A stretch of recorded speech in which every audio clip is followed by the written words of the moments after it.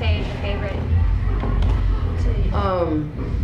I don't really have a favorite. I can don't understand know. that. I suppose writing would be my all-time. I find it most satisfying to write, and if that's writing a poem or writing a story, I've fallen in love with writing stories as of late, and I just find a certain solace, a certain satisfaction that I don't get anywhere else. And I don't know if it's a bit of tranquility, perhaps. Maybe it's a bit of peace. Maybe it's what the Buddhists find during meditation. On stage, it is savagery. It is ritualistic. It's primal. It is tribal. It is shamanistic. You're trying to connect your energy with the crowd, with your band. It's spiritual intercourse. So it's this upheaval of emotion and roller coasters between traveling the DNA helix of all existence emotionally, whereas writing tends to be a very, and stage is this sort of external, it's an internal event given an external life, but writing is purely internal. More intimate. And so it tends to be, I don't know, meditative for me. And I'm finding that I like it quite a bit. That's awesome. Yeah. I'm working on a novella at the moment. Oh, awesome. So and it's again quite gratifying. I look forward to that. I've been following your posts on Facebook and such, and I love the questions you throw out there because it just makes me sit back and think. Are there any favorite authors or anything that you want to throw to the fans out there?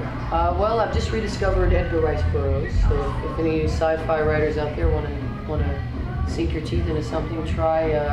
I'm reading The Gods of Mars right now. What he does with words is it's incredible. It's candy to my mind. It's nourishment.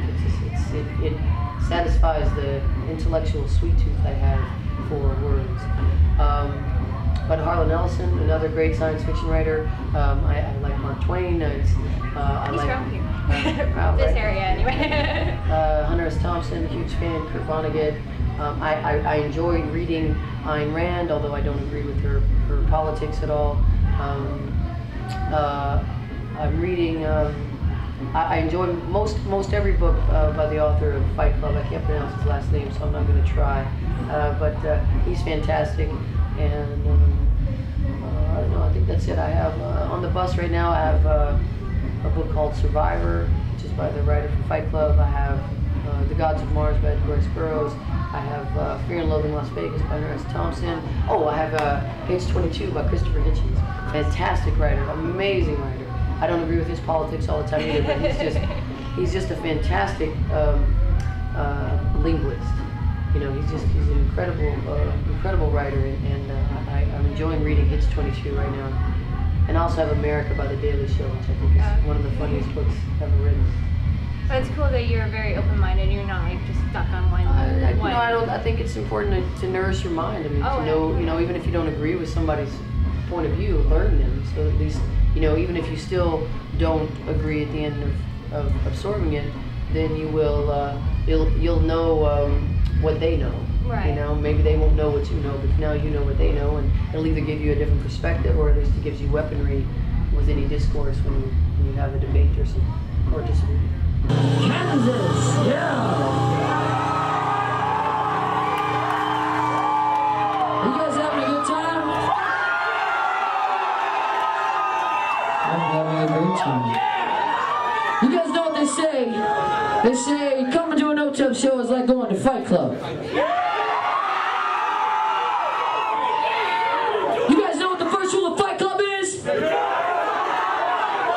That's very fucking good. You guys know what the second rule of Fight Club is? The girls know what fucking Fight Club is. The guys in Kansas don't know Fight Club.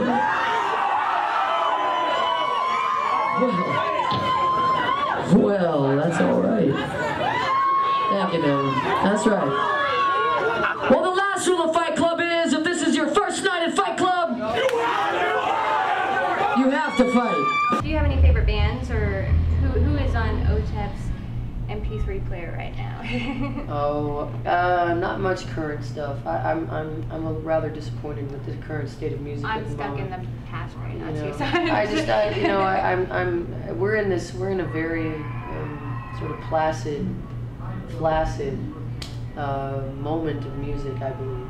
Everything sounds like Nickelback. Right. And that, and there's a lot of other things that I'm not going to get into Right. too much finger pointing at the moment, just for I don't think it's proper, but because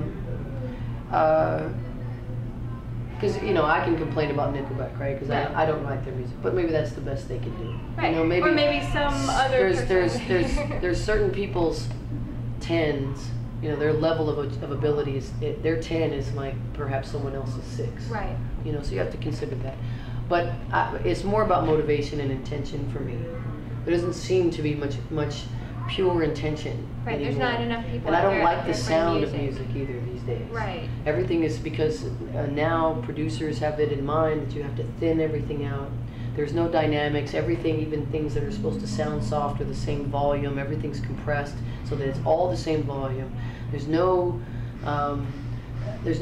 There's no life. The only time you get that is if you get a live record. You go back and you listen to a song like "When the Music's Over" by The Doors, and Jim Morrison will say, "I hear a very gentle sound," and Krieger hits this little note.